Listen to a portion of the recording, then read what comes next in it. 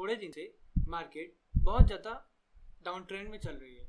हम इसको stock market crash तो नहीं कह सकते, लेकिन ये इतना डाउन ट्रेंड में आखिर चल क्यों रही है। तो इस वीडियो में आपको ये बताने जा रहा हूँ कि स्टॉक मार्केट इतना डाउन ट्रेंड में क्यों चल रही है और आगे स्टॉक मार्केट की कंडीशन कैसी हो सकती है। क्या स्टॉक मार्केट उठेगी या स्टॉक मार्केट और ज़्यादा डाउन ट्रेंड में चले जाएगी।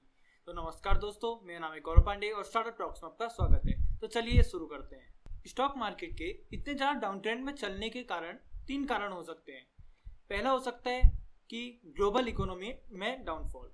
जैसे कि आप जानते हैं कि जनवरी से ही पूरे वर्ल्ड में चाइना की वजह से पूरे वर्ल्ड में कोरोना वायरस फैल चुका था। तो मार्च के टाइम से लॉकडाउन शुरू हो चुका।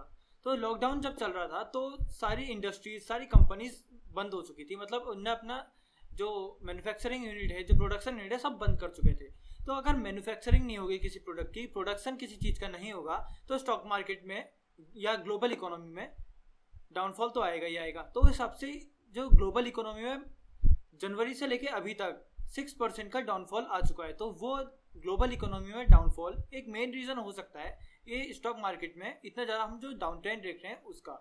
दूसरा जो मेन रीज़न आता है वो है लैक ऑफ सप्लाई। जैसे कि हम मोबाइल फ़ोन का एग्जांपल लेके चलें, जैसे कि मोबाइल फ़ोन ने 40 to 30% अपनी जो सप्लाई है वो घटा दी है, क्योंकि उनका प्रोडक्शन उतना ज़्यादा नहीं हो पा रहा है। तो उसकी वजह से बहुत ज़्यादा मोबाइल फ़ोन्स की इंडस्ट्री बहुत ज़्यादा डाउनफॉल में चल रही है। प्रॉफिट कम हो रहा है उस इंडस्ट्री को। जैसे कि ऐसे कि सारी वो है जो सप्लाई हो रही है वो लैक हो जा रही है। जैसे कि आप ऑनलाइन साइट्स में देखें, जैसे कि अमेजन, फ्लिपकार्ट, उन सब में सारे प्रोडक्ट अनअवेलेबल दिखा रहा है।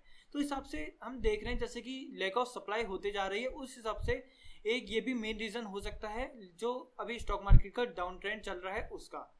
थर्ड जो मेन रीज़न आता है वो है यूएस और चाइना का वॉर।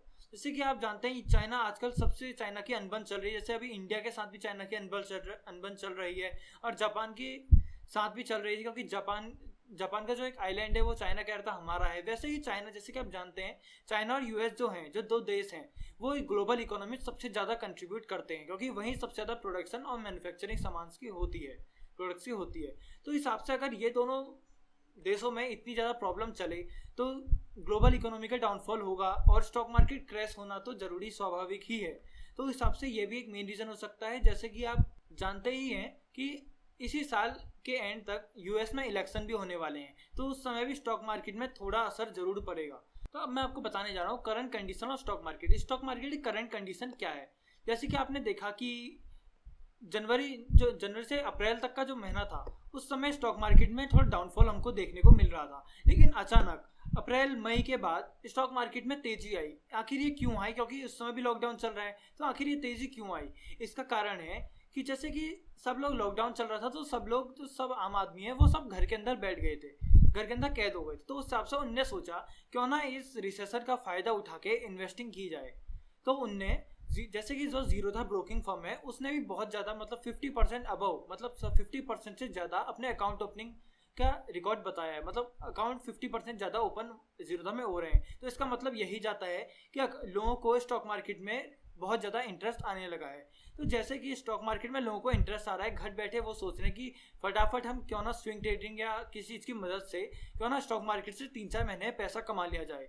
तो उस हिसाब से वो लोग स्टॉक मार्केट में ज़्यादा से ज़्यादा पैसा डालने की कोशिश कर रहे हैं। जैसे कि हम एग्जांपल लेते हैं, एक शेयर है 10 रुपीज़ का, तो अगर उसकी डिमांड बहुत ज़्यादा बढ़ रही है, लोग उसमें इन्वेस्ट कर रहे हैं, तो साफ सी बात है कि वो 10 रुपये का शेयर की प्राइस ज़रूर बढ़ेगी। तो इस हिसाब से सारी मार्केट की जो जब डाउनफॉल में आई थी तो शेयर प्राइस लो हो गई थी, तो उस समय लोगों ने पैसा डालना शुरू कर दिया। उस हिसाब से जो मार्केट का शेयर प्राइस है, जो स्टॉक मार्केट में शेयर प्राइस होता है, वो बहुत ज़्यादा हाई हो गया।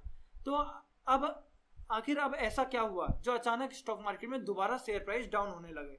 तो उसका भी एक कारण है, जो कि है रिटर्न ऑफ लॉकडाउन।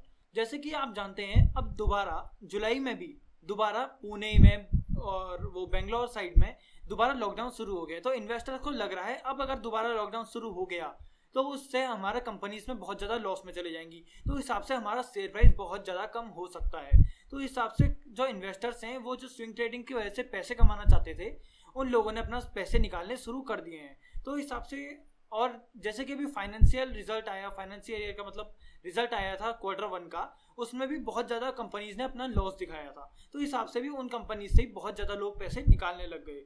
तो ये भी एक कारण है कि जो अब शेयर प्राइस घट रही है उसका। तो अब इतनी अगर शेयर प्राइस घट रही है तो अगर क्या दोबारा रिसेशन आने के चांसेस हैं, यह आपको अब बहुत सारे जो इन्वेस्टर्स होते हैं उनके व्यू ऑफ पॉइंट से बताऊंगा। जैसे कि जो बियरिश इन्वेस्टर होता है, जो मतलब डाउन सोचता है कि मार्केट अब नीचे जा सकती है, मार्केट अब नीचे जा सकती है, उसका कहना है कि मार्केट में अब ग्रेट डिप्रेशन या ग्रेट रिसेशन का टाइम आने वाला है, मतलब मार्केट बहुत ज़्यादा गिरेगी। और जो बुलिश इन्वेस्टर होता है, जो सोचता है कि मार्केट अब जाएगी, मार्केट अब जाएगी, उसका कहना है कि भाई ग्रेट डिप्रेशन का टाइम आ चुका है, रिसेशन हो चुका है, अब मार्केट अब ही जाने वाली है।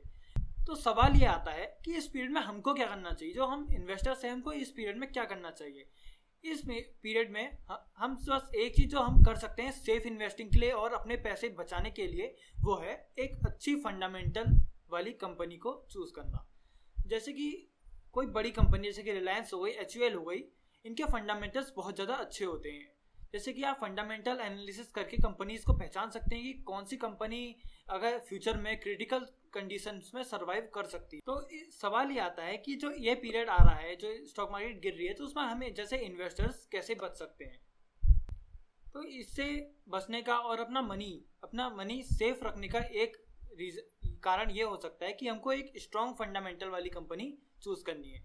जैसे कि कोई कंपनी का मार्केट कैप बहुत ज़्यादा अच्छी है, कंपनी के पास डेट नहीं है, बिल्कुल प्रमोटर्स होल्डिंग कंपनी की बहुत ज़्यादा अच्छी है, और जैसे कि कंपनी का हिस्ट्री बहुत अच्छी रही है और कंपनी का फ्यूचर प्लान्स बहुत ज़्यादा अच्छे हैं। जैसे कि हम रिलायंस को देख सकते हैं या HUL कंपनी को देख सकते हैं। वो आखिर अगर रिसेशन आ भी गया, अगर मार्केट थोड़ी डाउन चली भी गई, तो कंपनी भरोसा दिलाती है हमको कि बाद में वो कंपनी इस सीवियर कंडीशन को पार कर लेंगी। तो अगर हम मान लीजिए कि हम अगर सस्ता शेयर देख के, लो प्राइस वाला शेयर देख के और बेकार फंडामेंटल वाली कंपनी देख के, जैसे कि हम आइडिया वोडाफोन को ले लें, जिनकी अभी हालत इतनी अच्छी नहीं चल रही है, जैसे कि उनकी शेयर प्राइस 7 के आसपास ट्रेड कर रहा है, तो लोग सोचते हैं कि 7 रुपये का शेयर है, क्यों ना खरीद लिया जाए।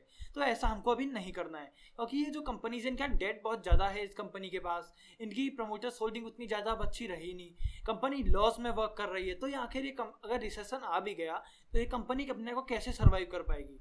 तो हमको अभी ऐसी कंपनी से बचना है और एक स्ट्रॉन्ग फंडामेंटल और अच्छी फंडामेंटल वाली कंपनी को ही चूज करके उसमें इन्वेस्ट करना है, ताकि हम बाद में सेफ इन्वेस्टिंग करें, अगर हमारे बाद में मनी सेफ रहे। क्योंकि अगर आप इतनी अच्छी कंपनीज में इन्वेस्ट करेंगे तो आपका पक्का पे ऑफ मिलेगा, मतलब आपका मनी में रिटर्न आपको जरूर मिलेगा। तो मैं लास्ट में आपको यही कहना चाहता हूँ कि क्राउड के पीछे मत भागिए, छोटे छोटे बेकार फंडामेंटल्स वाली, वीक फंडामेंटल्स वाली कंपनी के पीछे मत भागिए। अभी टाइम है स्ट्रॉन्ग फंडामेंटल वाली कंपनी में टाइम देखिए इन्वेस्ट करने का, क्योंकि यही पीरियड है जो बाद में अगर शेयर प्राइस अगर इन कंपनीज का हमको सस्ता मिल गया तो बाद में ये कंपनी हमको बहुत ज़्यादा मल्टीबैगर रिटर्न्स दे सकती है। क्योंकि मार्केट अगर ऐसी ही रहे जैसी अभी चल रही है, या डाउन ट्रेंड देखने को मिले या अप ट्रेंड देखने को मिले, ये तो हमको टाइम ही बताएगा। क्योंकि तो आप इसमें बचने के लिए बस यही कर सकते हैं कि अच्छी फंडामेंटल्स वाली कंपनी देख के इन्वेस्ट कीजिए। अगर आपको वीडियो से थोड़ी सी भी नॉलेज मिली तो आप वीडियो को लाइक कीजिएगा, चैनल को सब्सक्राइब कर दीजिएगा, और कमेंट में बताइएगा कि क्या इस वीडियो में मेरे से गलती हुई है, या क्या आप कोई सजेशन देना चाहते हैं, या कि मैं किस चीज़ पे वीडियो बनाऊँ। कोई अगर आप टॉपिक देना चाहते हैं तो मैं उस पर ज़रूर बनाऊँगा। आप कमेंट से बता सकते हैं, आगे व्हाट्सएप नंबर आएंगे, आप उनमें भी मेरे को मैसेज कर सकते हैं। So thank you for watching.